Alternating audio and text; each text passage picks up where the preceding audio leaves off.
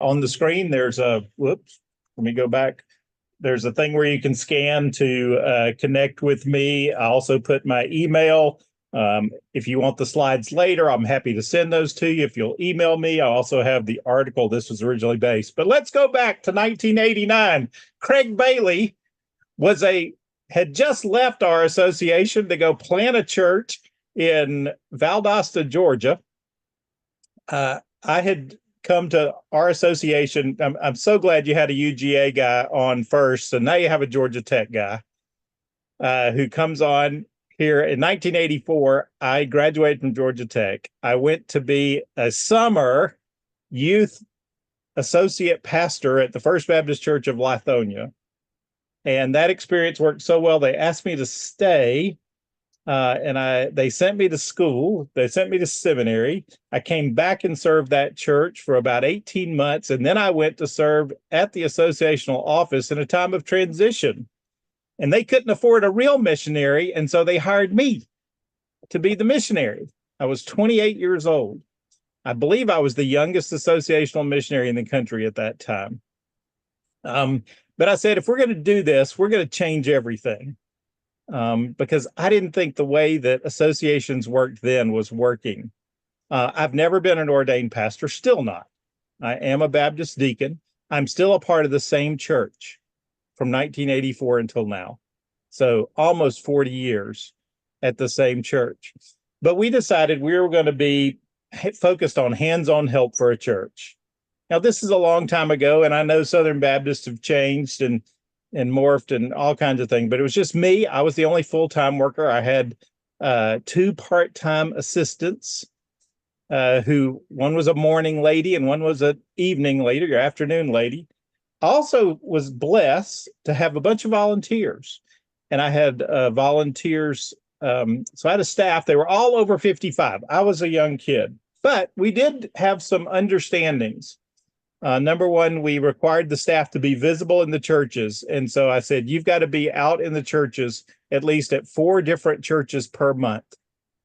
And for me, I set a standard of 8. I've got to be in 8 churches every month for either regular worship or back then, we had Sunday night worship. We had Wednesday nights. We had all kinds of stuff going on back then.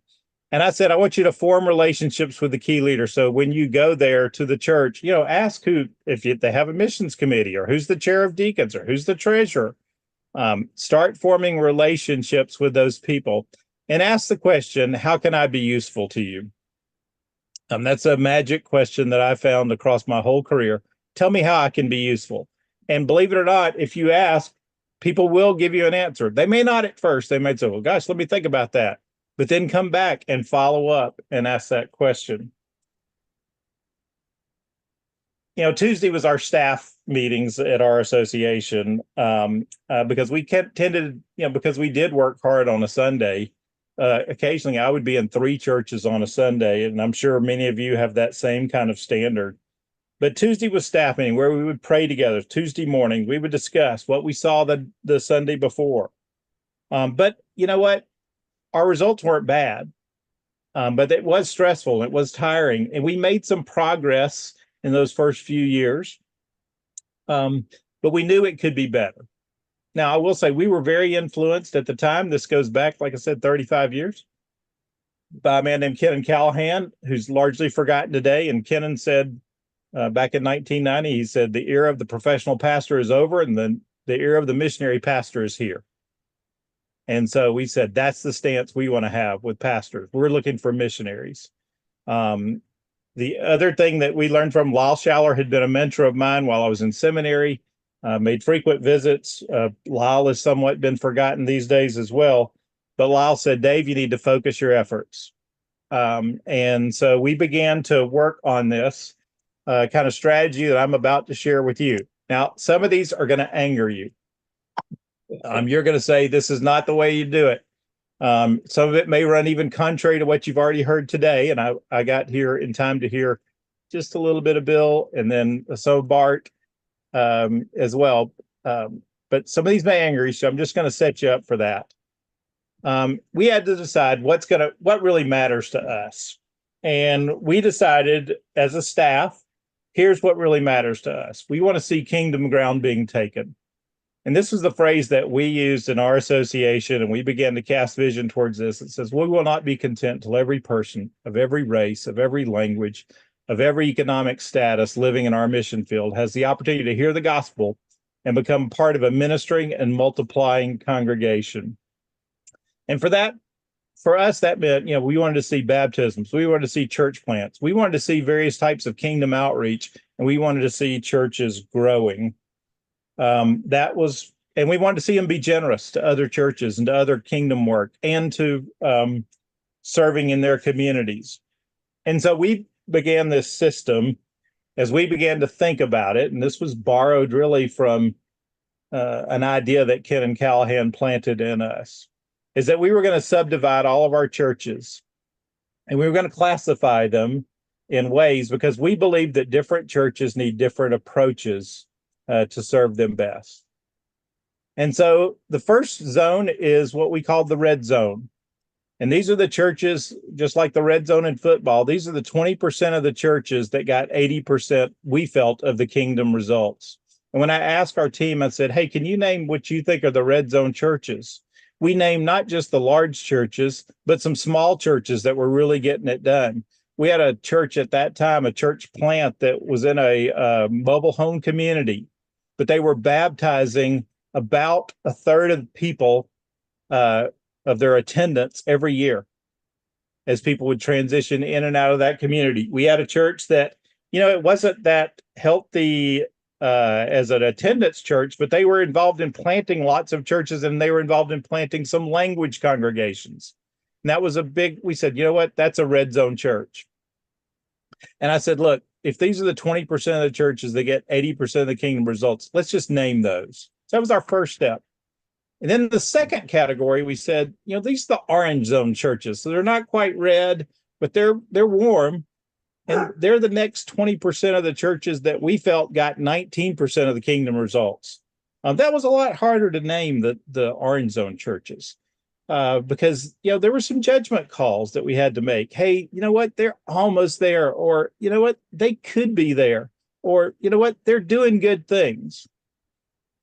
Then we got down to what we called the yellow zone churches. The yellow zone churches were 40% of the churches, and they got about 1% of the results. A lot of times these were stable churches or slowly declining churches. They had good-hearted people and good-hearted pastors. These were the people that showed up for associational meetings. These were the people that actually came to stuff, but nothing ever seemed to happen back home at the church or on the field. And so we considered those our yellow zone churches. And finally, we had the blue zone churches. These were the churches that were killing pastors. These were churches that were running people off. I would say there were 20% of our churches. And if there was a kingdom result, it was hard to see. And in some cases, I think they were yielding a negative result. They were bringing harm to the cause of Christ. They were not making Christ famous. They were making Christ infamous. And so what we decided to do is, look, we realized we were spending a lot of time with our yellow and blue zone churches because they were always asking for help. And that wasn't yielding us kingdom progress. I've given this talk now to, over the years, to various different traditions, including United Methodists, 2 tribes of the Lutherans, 2 tribes of the Presbyterians, and numerous Baptists, and always come around with hate mail, which is fine, because I really believe that you need to work your time effectively. And so we decided, look, if we just divided our time into way the churches produce results, we'll get a better result. In other words, if we say, look, let's spend at least 20% of our time with red zone and 20% of our time with orange zone churches, and then we'll still spend more than half of our time with the other zones, but we think we'll get a better result. And if we can increase the time that we spend and the effectiveness that we have with red and orange, we'll get a greater kingdom result. I know this is a hard teaching. Every church is precious in God's eyes. Every leader is precious in God's eyes. But we have to choose where we're going to spend our time, where we're going to intervene. When I went to Leadership Network in 1995 part-time and 1996 full-time, they had a similar understanding. Their understanding was build on the islands of health and strength and run from disease and dysfunction. Now, we had a privilege there because we were an affinity-based network, as Bart described it, where we could choose to really focus on things that we thought were healthy and strong. The way we did it in our association, because I did have these volunteer staff members to work with me, is I said, look, I'll spend time with the red and orange zone churches. I'll be the one out there trying to form relationships with those. We were a small association. We had maybe 50 churches and missions at that time when we started this process. Paul and Joe, two of workers, in fact, Joe Kuhn, who died just 2 weeks ago, who was a Mission Service Corps volunteer, said, you guys focus on the spending your time with the yellow zone churches. And then I had one of my other mentors, Bill Updike, work with the blue zone churches, but only do that if you're asked to. Don't go intervene. Let them hit bottom first. And if they call on us, then Bill, you're going to be the blue zone expert. I'll say that here are the types of interventions that we could use with these churches. For the red zone, I spent a lot of time in personal meetings with those pastors and with their leaders. You know, I had a regular, believe it or not, lunch group and golf group that they were usually organized in separate geographies. I played golf back then. Every other week, there was a group of red zone pastors that asked me to join their golf group. And I was blessed to do that. My golf game got better for a short period of time, but they always won.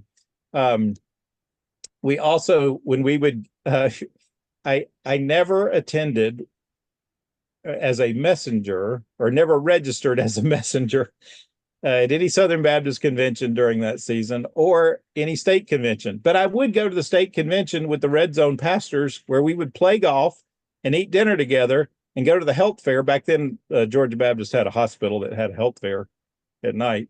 And we would go and do that together. I would ask to come to their staff meetings. Hey, if you have a staff meeting, can I attend sometime just to hang out with you? And some would say, sure, come on. When they were looking for staff, I would help them in that process, not by giving them training, but actually helping them. If they said, we're looking for this type of role, I would get out and beat the bushes to try and help them. You know what? I've never been an ordained pastor. I'm still not. I am an ordained deacon, but I would do lots of preaching. I was an interim pastor 13 times during that season, usually on short-term breaks and to give people a break. And I was good enough to get by at that time. And then if they needed a resource, I would try and help find them resources to help them with their issues. When they would raise issues in staff meeting, I would say, you know what, I might could find a resource there. Now, for orange zone pastors, I would pair and trio them for lunches. Hey, let's get together. Gary, you and you, let's get together and let's have lunch. And we would find affinities. And so people who were serving similar communities, we would try and get them together in small groups, not formalized meetings, but affinity groups. We would have them share resources. Whenever they had a special guest at their church, whether that be a speaker. Back then, we had this thing called revivals. I don't know. A lot of churches don't. A lot of African-American churches still have them. But I would say, hey, let me host a breakfast for that special guest and invite some other churches to meet them. And they viewed that as a high value for me to bring to them. Now, in the yellow zone churches, we primarily did that in groups. We did have workshops. We would invite them to seminars. We would met with their key committees if they asked us to. We had a thing we called the Mega Training Day back then, which reached at the time of over 1,200 people back in the day on a Saturday. And that was designed primarily to serve yellow zone churches, but we would ask our red and orange what would be most useful to serve your lay people in Mega Training Day. And finally, on the blue zone churches, like I said, we ignored them only in response when they asked. Oftentimes that was for some kind of conflict resolution, and we would do that if we were asked to come. And radical intervention when invited. There were several times when they had dismissed a pastor, or a pastor had gotten frustrated and thrown his keys on the literally thrown their keys on the altar table and walked out once, they said, "Hey, man, we need help." And Bill went in and I went in occasionally, and we could then intervene and try and help turn them around in those cases. So those were some of the things that we did there. We did do some events, some half days and 6-hour events where we would invite everyone, but we would target red and orange leaders. And so we would have resources and speakers that we knew that the red and orange zone leaders would appreciate. Often we got their recommendation. We gave the red and orange zone people some books and other materials ahead of time because we knew if they were engaged in that process, they would not only attend, but they would lean into the help that we were trying to give.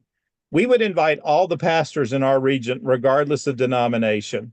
And so we had, here's the thing, I used to believe, and I still believe this really, that the Southern Baptist Associational Missionary can be the most important strategic kingdom worker in the United States if they will consider themselves the missionary, not to the Baptist, but to all the pastors in their mission field. And so we invited pastors across the spectrum. We had a mailing list. We developed a mailing list just by going to the phone book and invited United Methodists, Lutherans, Christian, independent Christian churches. We invited lots of people to come. Now, did all of them come? No, but anywhere from 10 to 20% of our training events every year had people from other denominations. We charged for these. We said, hey, here's what the price. People came. We had people, Lyle Schaller came once a year. Ron Lewis came once a year. Jimmy Draper, God bless his soul, he came about 3 times because he said, I love hanging out with your pastors. We had George Hunter, who was at the time was at Asbury Seminary. Timothy George had just gone to Samford, had been there, and he was kind of my appeal to some of the more scholarly pastors that we had. We would do these and a couple times a year, and that's how we did that. So a couple of evaluation questions that you need to ask yourself. Hey, where are you spending your time? And where could it be best invested? You've got to decide your own factors. What makes for kingdom results in your area? For us, we did look at baptisms, growth, mission outreach, who was really getting it done, which churches were. I really do believe in the concept of being visible. We didn't do a lot of things at the associational office. We were able to eliminate all our committees but one. We had one administrative committee. I know a lot of associations have that now, but it was kind of a new thing back then. We had one administrative team meeting for 1 hour once a month. That was the only administrative things we had. And so be visible, insert yourself. Don't wait for an invitation. I ran into an associational missionary once. He says, we only go to a church by invitation. I just said, that's stupid. You need to get out there and be visible. Insert yourself. I would classify the churches quietly. No one else except the staff knew about our classification system. They did not know. Even those when we would meet, my groups that were red zone or orange zone, they didn't even know that they were special in some way. They knew I was spending a lot of time with them, but they appreciated that. And then finally, leadership groups. Like I said, we had one committee, and the administrative committee, it was always people that were selected were our red and orange zone leaders. Occasionally, we would get a yellow zone pastor in there, but they realized that the conversations that we had and what we were doing were really trying to help our association get better and be more effective. So here's what I do have for you. If you'll scan that gets you on my newsletter list. But if you'll send me an email, I've got the slides. I also have the article I wrote that called Spend Time in the Red Zone. That was, it went into a magazine in 1995. It was right as I was leaving the association, which describes this and in fuller detail, if you want that. Some of you are going to think me a heretic, but that is what I do. I also have a brand new booklet just released. My work now, since I retired from Leadership Network, is focused on senior pastor succession for large churches. 33 basic statements on senior pastor succession. I'll send you a free copy. If you will email me, I will tell you how to get a free copy of that. It's a small booklet. You can read it in about 30 minutes. It's got lots of pictures too, so it perfectly fits UGA people. I think we have 2 minutes, Kim or Stan. The other speaker ran long, and I'm trying to get it in and get you back on schedule. And Stan's on mute, and he's offended, so I understand, Stan. That's okay. That's all right. I'm an Auburn fan, but anyway, it takes me a little while to get adjusted. I do have a quick question.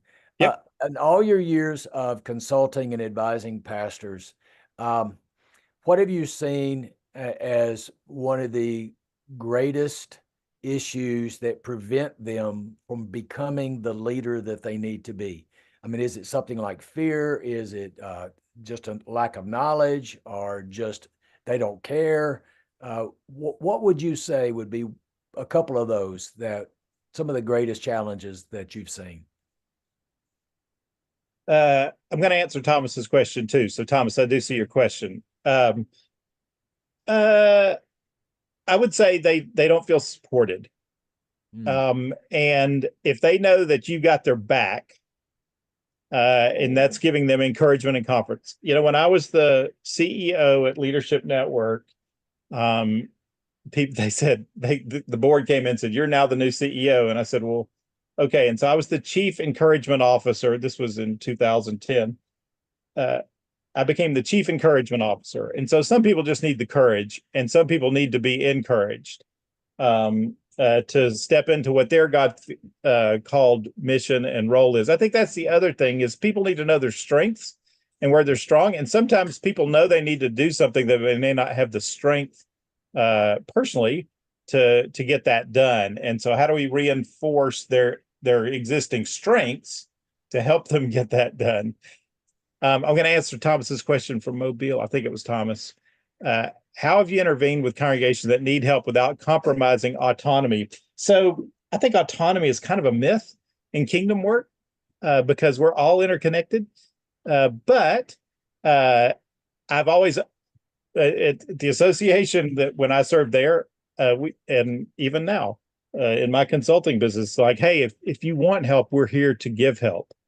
And so we remind them of that constantly. I can't intervene in a situation where I am not invited, but I can attend, I can be present, I can ask the question, tell me how I can be useful.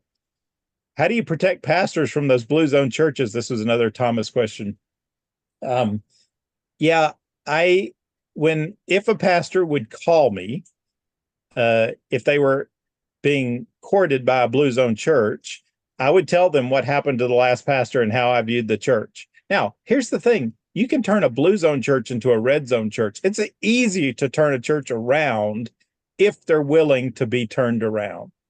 And if you have a red zone leader that will go there, you know, when I worked for the United Methodist Conference once in Alabama, as a matter of fact, it had Talladega as one of the areas. And we said, hey, where do you need to send? In their case, they can assign pastors. Where the red zone pastors need to go.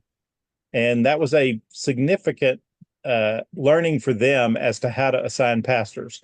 Ron Underwood says, in recent years, a focus on church revitalization, this puts a keen focus on yellow and blue churches. Yeah, and I don't know if that's a good strategy. You want to say why?